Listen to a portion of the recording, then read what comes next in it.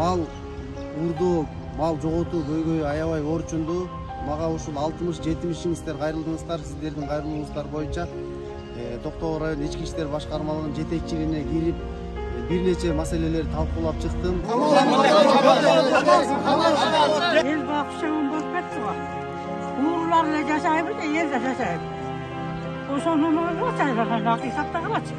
Ошол ууру кармалгандан кийин бир күн да камалбай туруп, мына соттон чыгып, азыр сыртта жүрөт. Кайда шылыңдапчы. Элдин кыжырлануусу аябай күчалып калды азыр.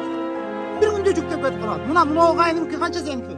40 баш кой, 6 бадага чыгат мына. Жүктеп кеткен мында. Меникин бир эле күндө жоктоо кылып алып урдап кетишкен. Деп асалып берген атын дүстө сатты мынакей. Кредит биздин мойнубузда мына. Биздин мойнубузда. Мына эне бул урлар кармалып үйлатат. Булардын дайыны каякта дедим. Дайыны каякта балам. Ушулар эми бир кичине бир биз окшогон карапайымдыкын булар төлөп беребичи? Ушу ойдон эле жок болуп кетеби?